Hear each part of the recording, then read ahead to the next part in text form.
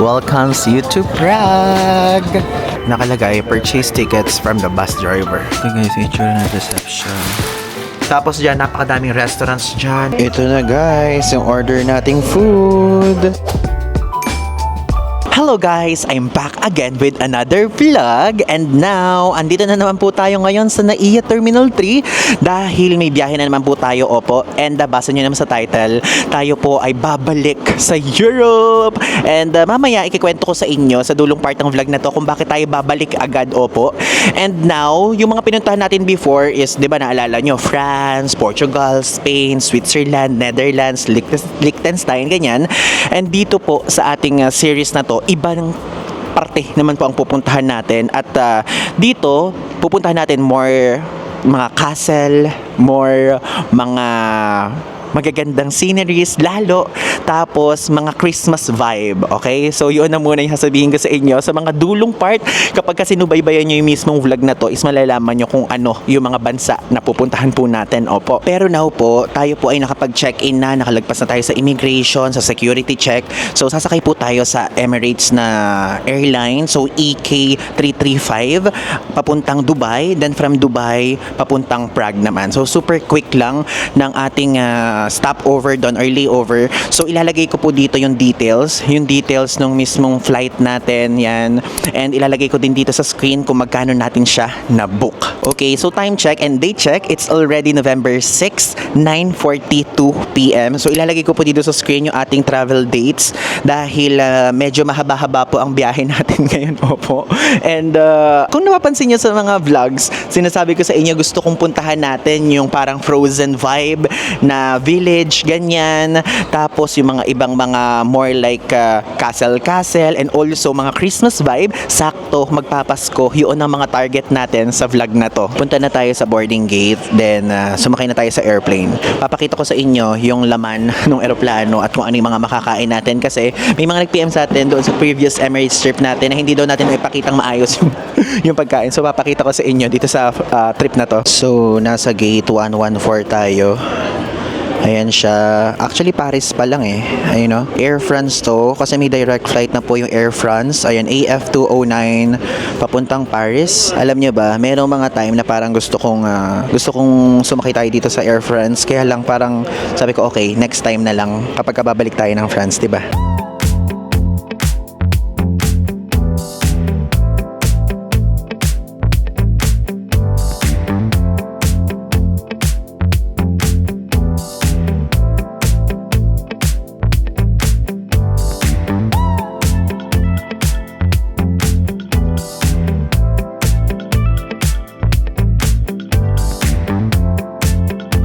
We're here na guys ngayon sa DXB or sa airport dito sa Dubai and may layover tayo hanggang ang flight natin next is 8:40, so 6:35 pa, kaya ito kakain muna tayo ng breakfast. Though merong food doon kanina sa airplane, kaya lang hindi ko siya na-videohan guys kasi ang bilis ko lang siyang kinain. Hindi ko naubos actually dahil merong something parang yogurt na parang ganung thing yung parang menu, so hindi ko siya nagustuhan. Pero nagustuhan ko yung isang meal which is chicken tapa. So yun, nakain ko naman na siya kaninang gabi kasi umaga na dito, so parang ganon. And umorder tayo ngayon ng McMuffin. And dito po kasi kapag ka nandito kayo sa Dubai, merong mga restaurants dito, pero so far itong McDonald's yung pinakamura. So ito 27 dirham yung binayad natin. So hash brown siya, ayan, 8. Tapos McMuffin. Ayan, McMuffin na may egg and merong patty na kasama. Tapos umorder tayo ng juice, okay? So bumili na tayo ng breakfast natin kasi kailangan natin uminom ng gamot. Dahil guys, masakit yung ulo ko kahapon pa. So need natin siyang maagapan kasi day 1 pa lang, opo.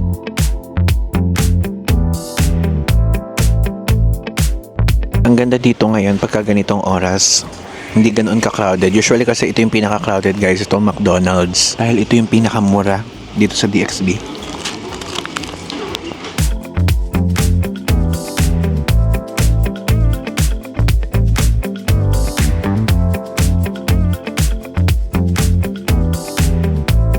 Pumunta na tayo ngayon guys dun sa boarding gate ng papuntang Prague. Kasi sa letter C yun, nasa letter B kasi tayo na area. Itong McDonald's sa B sign dito located.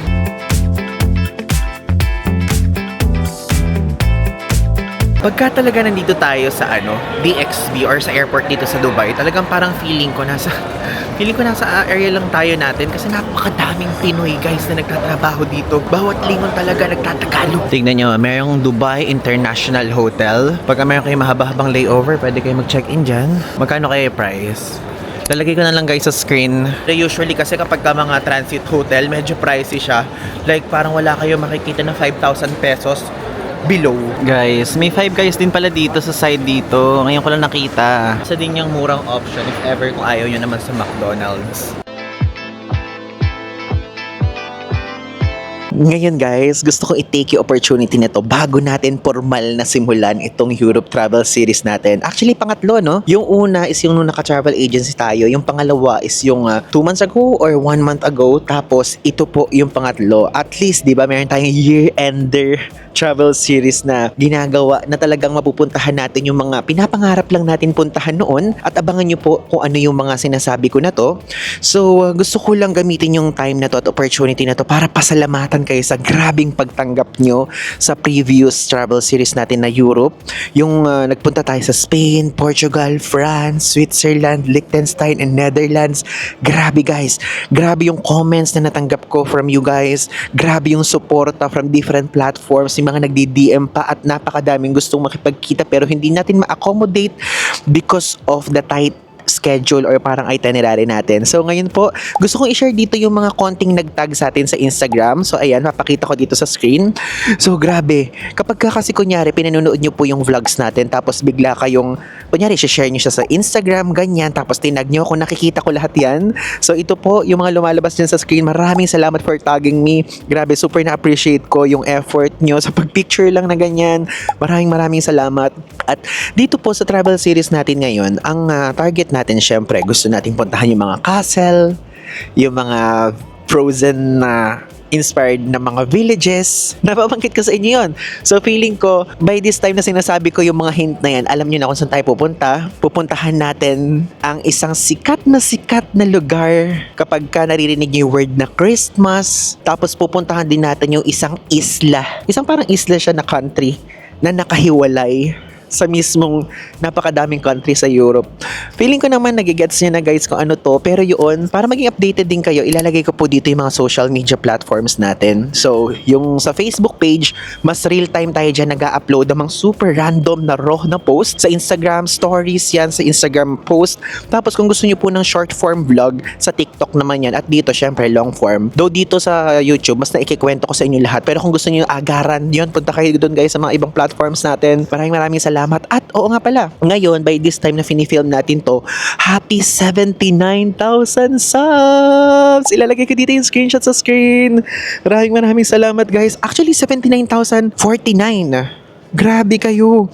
And maraming salamat din po sa pag-suporta doon sa Samba Sulta series natin. Actually, napakahaba ng pahinga natin sa Pilipinas. Kaya super, alam nyo, medyo feeling ko nga guys, parang nadagdagan na naman yung liig ko. I mean, yung parang taba ko sa liig, ganyan. Kasi grabe, kung napansin nyo yung pagkain natin doon sa Samba Sulta travel series natin with our friends, kain talaga kami ng kain guys. Yung mga Filipino food. Tapos after nun, syempre, kinain ko na ganyan yung mga Filipino food. So ngayon, medyo hindi na ganoon yung cravings natin sa Filipino food. Kaya dito talagang kakain tayo ng mga pagkain lalo nila. Okay? Kasi yung mga recent trips natin medyo non-stop, medyo sunod-sunod. Kaya parang namimiss natin yung pagkain sa Pilipinas. Pero bago tayo lumipad ngayon, talagang sinigurado ko na lahat ng kinikrave natin ay nakain na natin. So yun, I'm happy and I'm excited na ngayon po, November 6, actually 7 na, no? Ayan, November 7 na. Tapos tuloy na to hanggang December. At sana supportahan nyo hanggang dulo, okay? So yun, abangan na natin flight natin.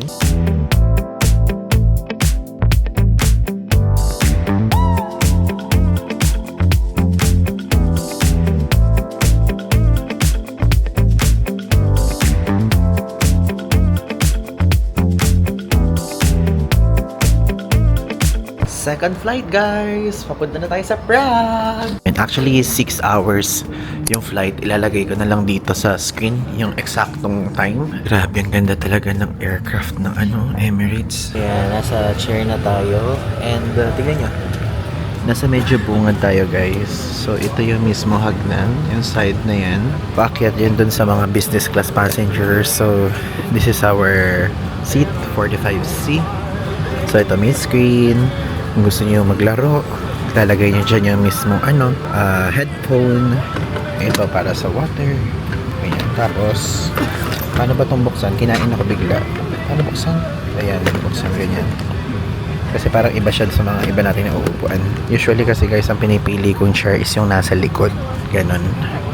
Tapos ayan, information, ganyan. Ito, para makita natin yung flight, kung gaano katagal, gaano pa kalayo destination, ganyan.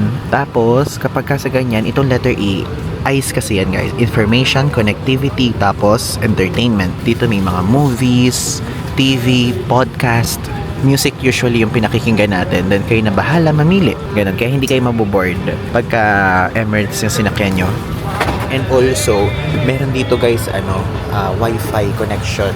So, ilalagay ko na lang yung price dito sa screen kung magkano.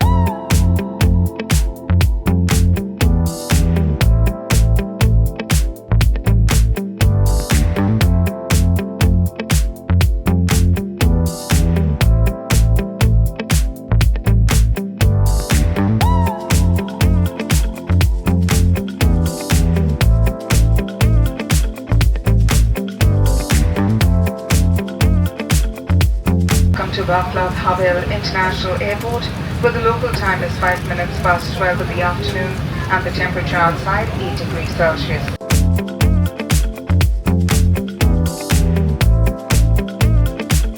Okay, so touchdown Prague! So andito na po ngayon tayo sa Czech Republic.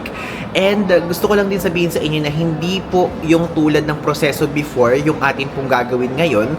Kasi starting noong October 12, 2025, ano po may pong tinatawag na entry-exit system na inimpose si Schengen na basta party ng Schengen countries o Schengen countries ay kinakailangan na pong i-input yung mga details sa isang machine, ganyan, even yung fingerprint. So after nun, wala na kayong gagawin after. So kukunin nila yung system nyo sa first tapak nyo sa Europe. Tapos kapag kunyari, nakuha nyo na yung first nakuha na nila yung first data nyo, sa mga susunod na bisita nyo ay hindi nyo na po gagawin yun. Kumbaga, once nyo lang gagawin. Kaya ngayon, gagawin natin yun. Sabi nila, medyo mahaba daw yung pila. Kaya ngayon, let's go. Dito siya, Ayan, border control, registration, exit, ganyan. Let's go. Nakalagpas na tayo guys ngayon doon sa immigration part. So, ang nangyari, merong entry-exit system na bagong ginawa, which is yung ginawa natin sa machine. Ilalagay ko dito yung picture ng machine. Hindi ko na videohan kasi bawal videohan, pero may mga nagpipicture kasi nung mismong machine, pinipicture nila kung ano yung itsura. So, pinicture ko na din. Ayan po. And after nun, dadaan naman kayo sa immigration na mismong tao. Tapos, ala lang tanong-tanong, hindi na yung parang pagagayanin kayo ng biometrics or what, talagang automatic, tatatakan lang nila. So, tinatakan pa po tayo ng tatak ng Czech Republic. Kasi akala ko wala na eh. Tapos, after nun, andito na ngayon tayo sa baggage claim area. So, sa 13 po, natapat yung atin. Hintayin na lang natin. Ayun wala pa tayong nakikita ng malaking sign talaga. Welcomes you to Prague! Guys, yung atin. Ayan. This one. Nakalabas na tayo guys, and now ito po yung itsura ng arrivals hall area dito sa Prague. Ito yung mismong area ng labasan. Tapos doon, meron po doong area kung saan kung gusto nyo kumain. Then sa Terminal 1 tayo pupunta dahil doon yung sakayan ng airport express bus nila. Bali dito, ayan, may visitor center. Oo nga pala, yung other name nga pala ng Prague is Praha. Ayan, Praha. Taxi, money exchange, information. If ever kung meron kayong tanong, pwede kayo here. Tapos, merong food court sa taas, guys. Kaya lang hindi na tayo kakain dyan.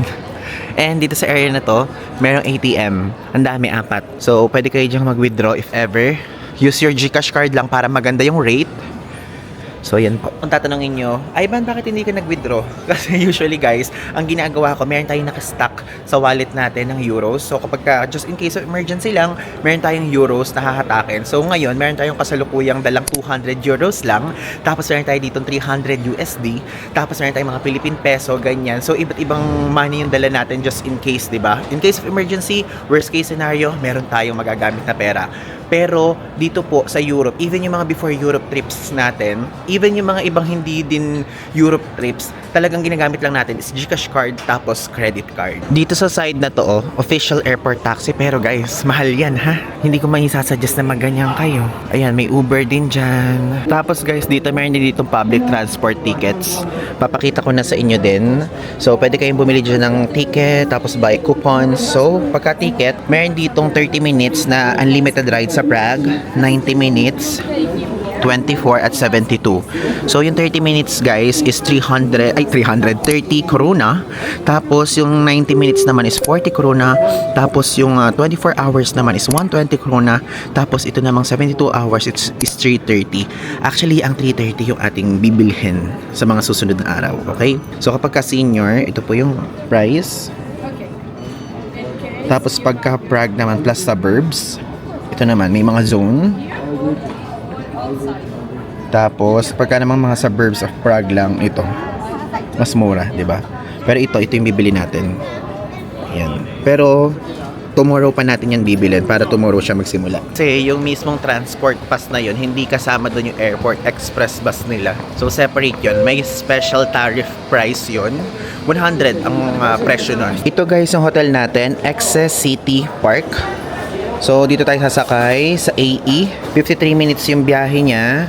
100. Oh, tama tayo. Nakalagay din dyan. So, one stop lang. Kasi yung pinaka-stop lang natin is yung mismong main train station kasi doon yung area ng ating hotel. Wait, tingnan natin. Saan ba maglalakad?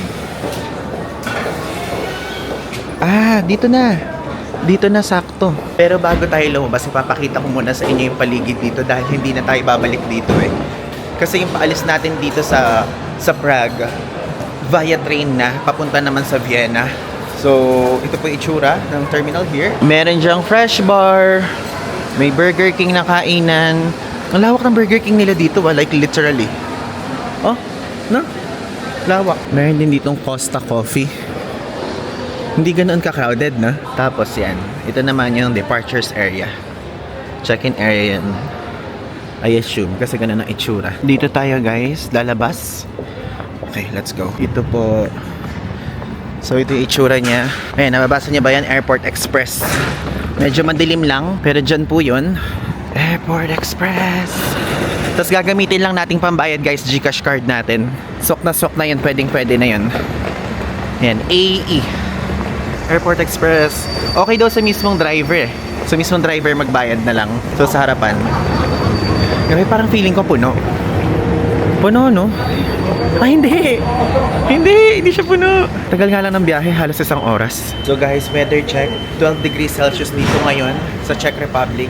And I love it so much. Ito yung gagamitin natin, ng ating GCash card. Tingnan nyo, nakalagay naman sa sign dito. Ayan, AE. Nakalagay, purchase tickets from the bus driver. Hello.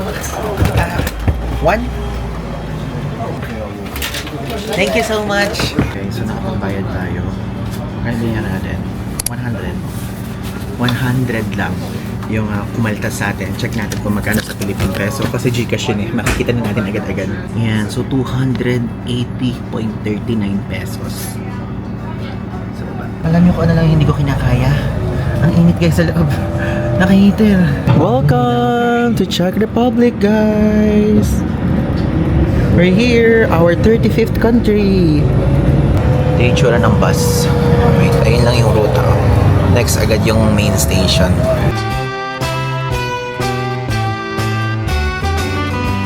Binabahan na ngayon tayo guys ng Airport Express bus dito. Ayan. So may katabi siyang lift dito. Then ito yung main train station nila, Praha. Tapos ayan, mahirap bigkasin. And dyan tayo sasakay papuntang Vienna. Pero sa mga separate vlogs na lang yun. Ayan, sumakay na tayo ng lift.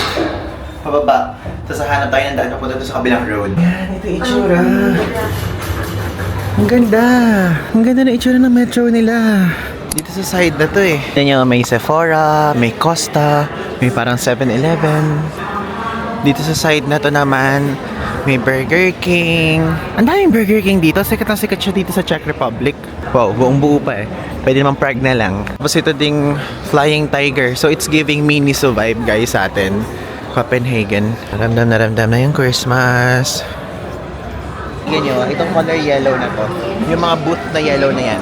Diyan tayo bibili bukas or mamaya, depende, nung mismong transport pass na 72 hours na para meron tayong gamit dito sa Prague. Ito, exit. Dito lang siya. May dito guys, medyo mapanghe. Share ko lang sa inyo yung if ever ko ano yung experience niya. Ito yung daan.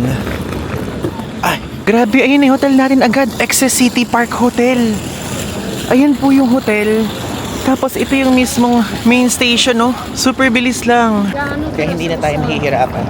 Saan yung pagpasok? Dito ba? Check natin baka sa gilid. Ito. Ayan, no? Excess City Park. So tayo. Ang hotel natin, guys. Ang ganda na location. It's giving. Nabuksan to. Ito ba? Kasi wala, oh. Ayan. Hello. Ayan. Picture ng lobby. Grabe ang init, guys. Naka-on yung heater nila. Ayan, for check-in dito daw. Ayan. Ito, guys, itsura ng reception. Ayan. Very simple lang siya. Tapos, yan. Meron siyang pa-water. Para pa-welcome drinks if ever you want. Tapos, yan. May wifi. And meron silang airport shuttle. Okay, quick room tour na tayo. And ito nga po palang hotel na binook natin. Again, Hotel Excess City Park. Ayan, so sa Klook po natin siya binook. And ang binook natin is double or twin room. So may dalawang single beds. And i-explain ko sa inyo mamaya kung bakit. Bali na book natin siya sa halagang 17,570 for 4 days and 3 nights. Ito guys, yung itsura ng bungad. So yung pintuan, ayan, di key card din. Tapos dito po ay meron po ditong mirror. Ayan. Pinakauna agad yung mirror. Tapos meron ditong hair blower. Ayan o, diba? So kung gusto nyo mag-ayos ng buhok nyo, meron po dyan. Meron ditong lalagyanan din na extra. Tapos yan, open cabinet kung tawagin natin. So may kasama pong patawel dyan. Tapos dito, meron ditong pa-tea, pa-coffee. Tapos may pa-cream. Ayan, meron ding kettle. Tapos safety deposit box.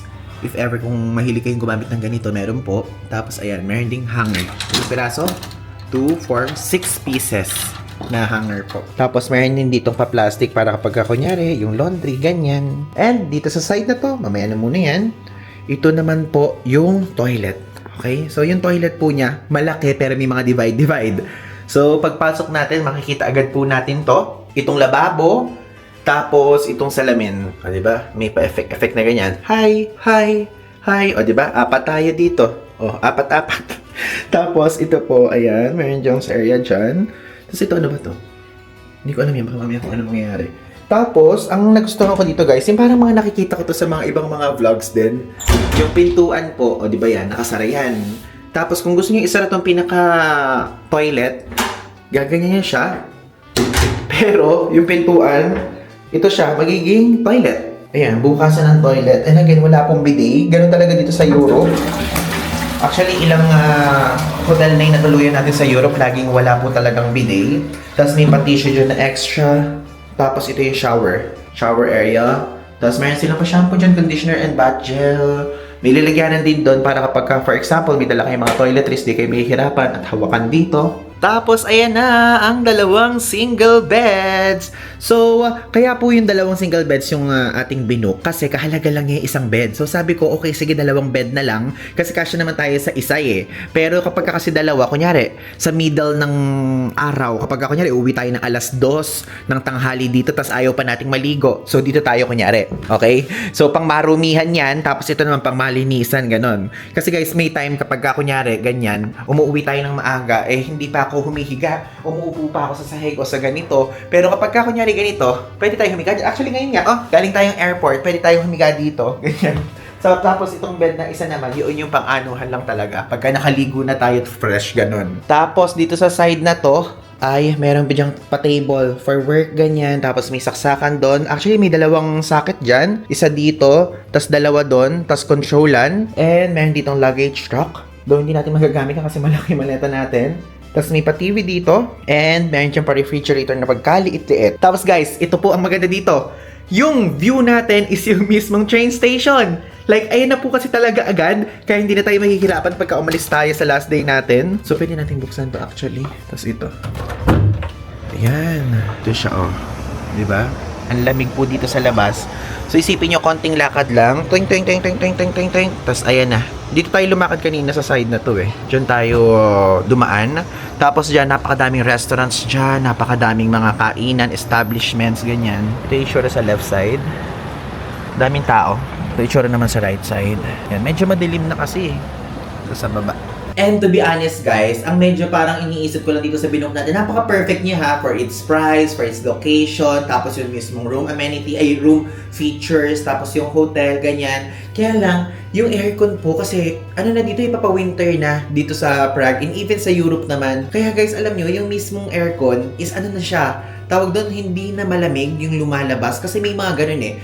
Merong air conditioning system sila or parang thing na dito po sa Europe kapag kunyari pa winter na, parang centralized na ang lumalabas kunyari kapag ka summer, lahat malamig na hangin, kapag ka naman winter, lahat po ay nagiging heater. So basically, ang nangyari ngayon, itong thingy na yan, parang ang ano na yan, parang fan na lang eh. Parang fan na lang siya. So hindi siya ganito, hindi umiilaw tong hindi umiilaw tong ayan, kung nakikita nyo, hindi umiilaw yung cooling system nila. Pero kapag kunyari, ayan, pagka tinaas nyo, iilaw to naman. Itong heater, pero ayoko kasi ng heater. Kaya yun yung nai-stress lang ako. Kaya if ever yung mangyayari, baka mamaya, buksan ko na lang to. Para guys, kapag pumapasok naman yung hangin sa atin, di ba? Okay, so lumabas na muna tayo at kumain na tayo ng dinner natin. And naghanap ako ng Czech restaurant dito. Ito yung nearby na nahanap natin guys. Restaurase U. Ayan, ang hirap bigkasin. Okay, may magandang reviews naman siya. 4,144. Kumain tayo ng national food nila eh. Ganito. Para mga ganyan. Traditional food. I mean. Ayan, puntahan natin. And 5 minutes lang yung lakad. So, sa likod na part. Okay, let's go. Ito yung hotel natin. And ito yung itsura niya. This one. Ang ganda pala nung gilid. Uy, may nambilihan ng pasalubong. Ang ganda na agad, no? Instagrammable na agad yung paligid ng hotel. So saan tayo dito? I think diretso din kaliwa. Grabe naman dito, pagka ganito oras, hindi na ganoon kadami yung tao.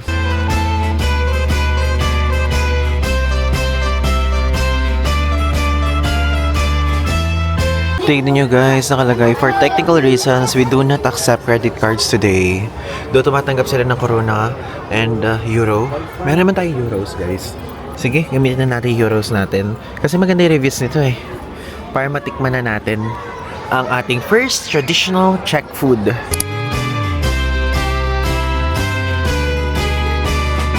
Grabe, reserve pala yung mga seats dito.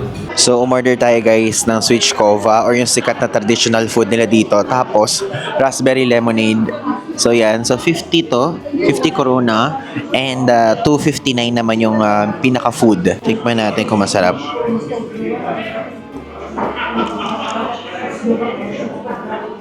Okay naman siya. Para siyang Sprite na may lasa lang na raspberry.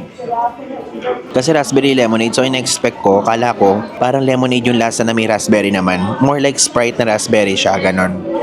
So, cheers guys! Twink! Ito na guys, yung order nating food. Actually, hindi ko ma-explain kung ano yung naaamoy ko kasi parang lasang amoy kalabasa yung naaamoy ko sa kanya guys. Kasi yung mismong sauce nito, from root vegetable to eh. Okay, let's taste it. Okay, so guys, tikman na natin. First tikim ng Czech food. Matamis! Matamis pala siya. Matamis siya guys. Though yung pinaka-meat niya, hindi ganoon ka-juicy. Pero masarap. I-rate ko siya ng 8. Okay siya.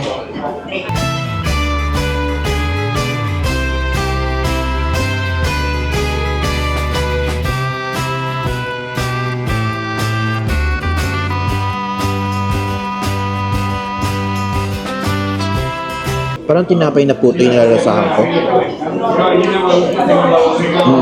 Nahihirapan ako guys mag-review kasi nakatingin sila sa akin sa likod ng camera. Nahiya ako.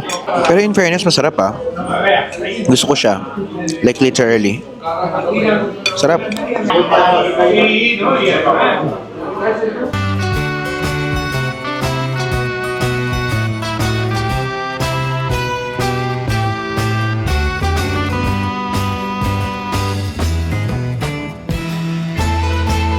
So, tapos na tayo guys kumain. And ang binayaran po natin ay 14 euros. So, yun yung equivalent niya kapag ka euros yung babayaran. Pero pwede din dito kapag ka krona yung mismong babayad nyo. Ang ganda dito sa paligid ng area natin, no? Grabe naman kung unang araw pa lang magtitingin na tayo ng pasalubong ngayon. Pero ayan, yan yung mga magnets. Yan naman ang mahalaga sa atin. First order of business ng mga pasalubong, bumili ng magnet. Wag muna, medyo matagal pa tayo dito. Actually, alam nyo, 4 days yung inilaan natin dito. Though yung first day and yung last day, yun yung biyahe time.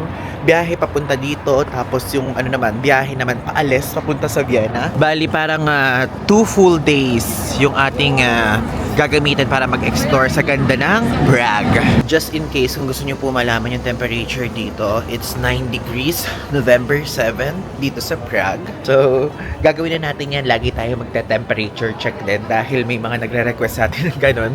Dahil may mga nagsabi na grabe daw, tayo po naka-t-shirt lang like today. Tapos yung mga tao, tingnan nyo naman kasi mga naka-jacket. Before we end our day guys, bumalik muna tayo dito sa main station dahil andyan yung supermarket na na-research natin. Mag-stock tayo.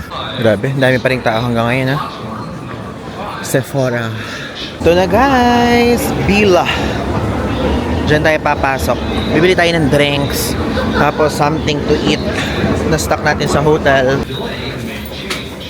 Tingnan nyo, mayroong ready to eat. I mean, iinitin nyo lang sa microwave. 129 ang presyo ng ganyan. May mga pasta, 99 lang. Ito. Tinapay. Yan. Diba? So guys, yan, bumili ako ng tinapay for tomorrow morning. And di ba merong ganyan? Kinakamay lang nila guys dito. Hindi siya tinutong na ganyan. Kaya pala, kukunti lang. So inilulusot lang nila yung kamay dyan. So ito yung binili natin. 15.90 yung presyo. Tapos yung 9.90. So I think kapag wala pong ganito na tong, pwede nyo na kamayin. Parang acceptable dito yun. Siguro. Ayan o, meron din ganito kung gusto nyo. Mga chicken, hamon. Ito yung presyo eh. Hindi ko kasi maintindihan. Pero it starts at 16.90. We're back here na guys sa ating hotel room. And now, share ko sa inyo yung mga pinamili natin doon sa supermarket. So, super quick lang naman. So, again, yung Bilya po na, Bilya na yun. Yun po yung merong magandang reviews ng grocery shop dito sa Prague. So, ang binayaran po natin is 163.30 krona. Krona, yan. So, ito po ang binili natin. Bumili tayo ng Biscoff. Yan. Kaya tayo bumili na to kasi sabi ko ganyan kapag kunyari nagugutom tayo sa gabi, ganyan, meron tayong kakagatin lang na ganyan kapag napagtripan natin. Tapos bumili din tayo ng ganito. Actually water lang siya, pero kasi yung pinakabote yung kailangan natin kapag kunyari magre-refill tayo, ganyan. Kasi maliit lang, parang gusto ko maliit. Hindi po kasi tayo nakakahanap ng parang sakto lang sa Uniqlo bag natin, ganon. Ayoko yung masyadong malaki, ayoko din yung masyadong maliit. Tapos ito nakita natin, sakto lang siya, okay? Tapos, next naman, ito namang mga tinapay. So, meron tayo ditong parang donut siya, na-cute nga eh. Tapos, meron cookies, tapos may isa pang tinapay. So, pang bukas to. At kung hindi natin mauubos, hindi pang sa isang araw. Tapos, ito, meron tayo nakita na to. Actually, 29.90 to. Banana juice siya. Medyo na-curious ako kasi kadalasan po sa Pilipinas at yung mga natitikman natin is mango juice, orange juice, apple juice. So sabi ko, may banana juice. Okay, so meron tayong refrigerator. Ilalagay na lang natin dyan. Okay? So yun po, yun lang. Gusto ko lang i-share sa inyo. And now, i-explain ko sa inyo kung paano po tayo nakakuha ng Schengen visa and also yung summary ng pagdaanan natin from Manila going here sa Prague. So, nakatatlong punta na po tayo sa Europe. So, yung unang punta natin, tour package. Yung pangalawang punta natin, DIY, which is yung few months ago lang. Tapos, ito po yung pangatlo. So, dalawang beses na tayo nakakapag-apply ng Schengen visa. Yung unang application natin is nag-apply po tayo sa Switzerland Embassy and binigyan tayo ng 1 month multiple entry. Okay? So, 30 days yung validity nung Schengen visa, pero max lang ng 13 days yung stay. Then, nag-apply ulit tayo para doon sa previous trip natin ng Europe. Sa Spain Embassy naman, so na-issuehan po tayo ng Schengen visa. So, valid for 1 year siya na meron tayong multiple entry. Okay? So, If ever, kung hindi nyo pa napanood yung pinaka-episode 1 doon sa previous Europe travel series natin, i-explain ko sa inyo na tayo po ay kumuha ng Schengen visa with visa assistance of SMB Travel. So ito po, hindi po to sponsored, okay? Hindi po ito sponsored. So tayo po kasi medyo dikit-dikit kasi yung schedule natin. Kumbaga, meron tayong mga days na talagang uuwi lang tayo saglit, ganyan. So kapag ka po may mga visa thing tayo na kailangan ayusin, tinatap ko na talaga si SMB kasi super trusted na natin yan. Alam nyo naman yan. And ang nangyayari kapag ka kumbaga, kinakausap ko lang sila, sinasabi ko, meron po ba kayong alam na embassy, ganyan, na mabilis mag-issue, mabilis magbalik ng passport, kasi madalas natin ginagamit yung passport natin, and also, yung generous. So, ang binanggit nila sa atin, ang generous daw is Germany, Netherlands, and Spain. So, napag-decide namin that time na Spain embassy na lang. So, ang kaibahan ng pag-a-apply po natin before at yung pag-a-apply natin ngayon, yung Switzerland Embassy, mabilis na mabilis yung pag-i-issue nila ng visa, pero hindi sila ganoon ka-generous. Kung meron pong nabigyan sa inyo ng multiple entry, congratulations po sa inyo, pero sa experience natin ay hindi. So, for me, based sa experience natin, Switzerland Embassy is mabilis mag-issue, pero medyo kuripot. Ganun may tamang term na parang medyo kuripot sila sa pagbibigay ng multiple entry na validity. Pero yung Spain naman, medyo mahaba o medyo matagal yung pag-issue ng visa nila, pero super generous nila, okay? Hindi ko po alam actually kung super generous talaga, pero ganun ang naibigay naman kasi sa atin. So, binigyan tayo, again, ng 1 year na multiple entry, okay? So, sa mga visa assistance po na yan, yung atin po ay yung kay SMB nga. So, ilalagay ko dito yung price.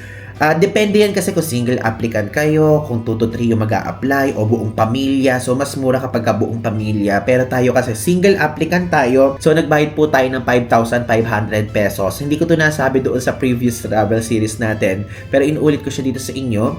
So, basically, kapag ka meron kayong Schengen visa, pwede na kayong pumasok kahit saang bansa na nakapaloob sa Schengen countries. Ilalagay ko naman dito yung listahan ng Schengen countries para makita nyo. So, kunyari, papasok kayo sa Spain, which is Spain naman yung sa atin. So, pwede tayo pumunta din ng Austria, Belgium, kahit saan pa man dyan, pwede po, okay? And now, yung Spain issued na Schengen visa natin, nagamit natin dito sa Prague. And kapag ka po kayo ay nag-avail po kayo ng visa assistance kay SMB ng Schengen visa para sa application nyo doon, yung inclusions at exclusions, ilalagay ko dito. So, sa inclusions, nakalagay nyo dyan yung visa consultancy, appointment scheduling, yun ang mahalaga sa atin, appointment scheduling, kaya gusto ko may visa assistance, accomplished application visa form, flight reservations, ito yung tinatawag ng iba na dummy ticket. Tapos, hotel reservations, travel itinerary, application cover letter, reviewing and arranging of requirements. Kumbaga, based expertise na nila, sasabihin nila sa inyo, medyo meron po kayong kulang, ganyan, meron po ganun. So, sila na yung bahala dyan. Tapos, assistance on the appointment date. So, ito, ang nangyari, kapag ka mismong appointment day nyo, is meron sa inyong pupunta doon na staff ni SMB para siya mismo mag-aasikaso at mag-i-stapler ng mga papeles nyo, di ba? Super grabe talaga ang service. Pero before that, gagawa pa din sila ng group chat sa Viber para doon kayo aasikasuhin para maganda yung communication, okay? So, again, yun po yung inihanda ni SMB, pero tayo bilang aplikante, kinakailangan po nating magpunta din with personal appearance yon for biometrics and for application submission. Plus, ito po naman yung mga sinabmit natin. Ang sinabmit naman po natin is original PSA documents. Kumbaga, iba pa yung sila SMB na nag-ready, pero tayo, ito yung mga inihanda natin. So, again, original PSA documents o birth certificate, photocopy ng birth certificate, tapos original copy of current passport and at least 2 previous and old passports, tapos photocopy ng current passport bio page, kasama na din yung mga travel stamps, tapos yung mga active and expired visa and back page. Tapos photocopy of previous naman ng passport nyo, bio page again, travel stamp, active or expired visa, and back page, okay? So, lahat po yan ng sinasabi ko sa inyo, A4 size po yung paper na kinakailangan. Tapos, next naman is bank certificate. So, yung bank certificate must issued at least 10 to 15 days before your appointment date. So, kumbaga, fresh dapat to, itong bank certificate. Tapos, dapat meron kasamang opening date yon and average daily balance, so ADB na sinasabi, okay? Then, next naman is bank statement past 6 months yung dapat nyong isubmit. Tapos, next doon is yung latest annual ITR, which is yun po yung sinabit natin. Kung wala, kinakailangan nyo maghanda ng affidavit of no ITR. Tapos, yung next naman din is yung DTI and BIR Certificate of Registration. Pero sa scenario natin is yung BIR Certificate of Registration yung pinasa natin. So, yan po ang mga dapat nyo malaman sa pag-ano ng visa. So, tayo, again, sa Spain po tayo nag-apply at doon po tayo na-issuehan again. Okay? So, if ever kayo kung gusto nyo na, ay, Van, saan tingin mo maganda mag-apply? So, i-contact nyo na sa SMB, depende. Sasabihin nyo naman sa kanila yung plano nyo. So, sa atin, kasi may Spain tayo dun sa unang trip, ba diba? So, sinabi nila, sir, sa Spain na lang kayo mag-apply, mas okay. Generous din naman sila. Tapos, doon sa cover letter, meron din kasi kasamang cover letter at sila na yung naghanda nun, tulad ng sinabi ko sa inyo kanina. Pinasabi ko doon sa cover letter na magre-request nga ng multiple entry. At yun din naman yung ginagawa natin sa mga ibang applications natin. Sa Australia visa, sa Japan visa, sa Korean visa, lahat po yan ay nagbibigay tayo ng cover letter. Tapos tignan nyo, lahat naman yung karamihan. I mean, lahat yun.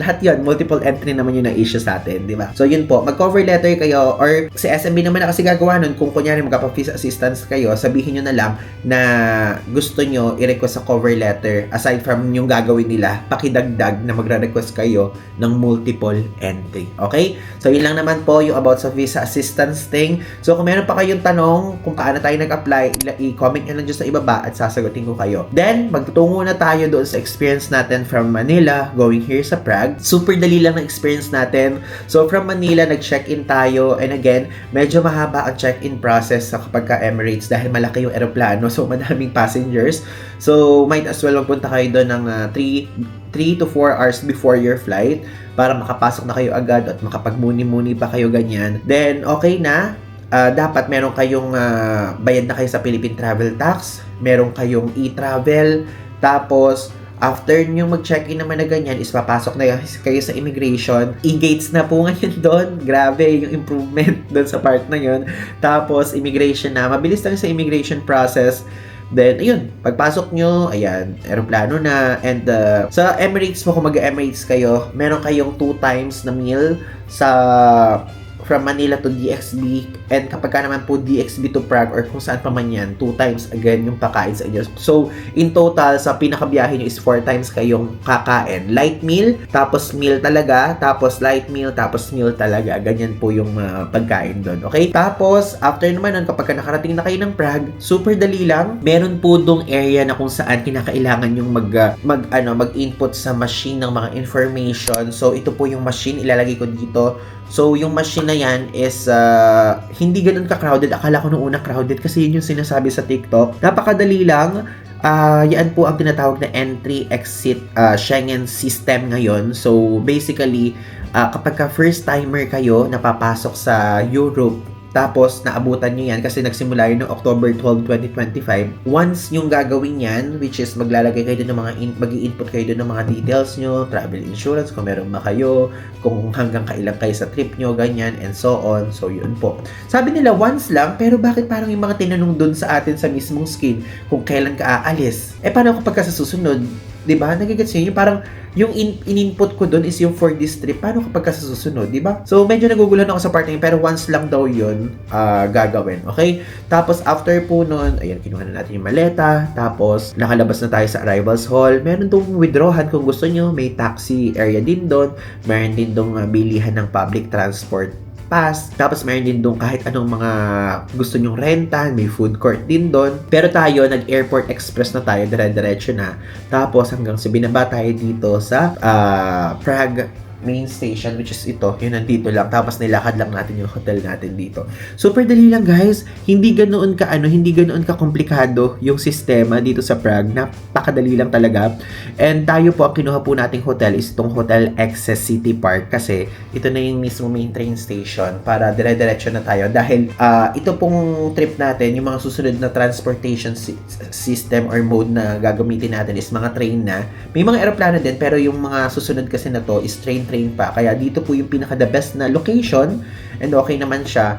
Maganda din naman ang presyo nito. Again, kung gusto niyo i-book, yung link ilalagay ko sa ibaba. Okay? So yun lang po. Yun lang muna yung hotel arrival natin at yung country arrival natin ngayon. So if ever kung nagustuhan nyo, please click the like button and kung di pa po kayo nakasubscribe, mag-subscribe pa kayo. And happy 79,000 subscribers po sa ating lahat at abangan nyo pa po ang mga susunod nating vlog dito sa Europe dahil episode 1 pa lang ito. Again, this is Ivan Nigasan po. So, yun lang. Thanks! Wait lang guys, may nakalimutan ako sabihin sa inyo. So, bumili nga pala tayo ng eSIM. So, yung eSIM po, if ever, yung link ilalagay ko sa ibaba. So, 30 days. Good for 30 days yung binili natin. Kahit more than 30 days tayo dito sa series na to. Bibili na lang tayo uli na additional dahil max naman na yung 30 days na yon. So, ang binayaran po natin is 3,263 pesos. So, meron na po yung code. So, yung link ilalagay ko na lang sa ibaba. Tapos, kaya medyo mababa yung binayaran natin. Mayroon pa tayong Klook Cash na ginamit. And also po, kung ano na yun, yung eSIM na yun ng Europe is madami ng coverage yan. Lahat na ng Schengen countries, karamihan. And even Turkey, kasama din doon. So, ilalagay ko dito yung presyo. So, pinakamura po is 3 days yung validity for 108 pesos. Tapos, pinakamahal is 30 days, 3,404 pesos yon. Wala pa yung mga discount code, okay? So, also, meron po tayong binili na annual Schengen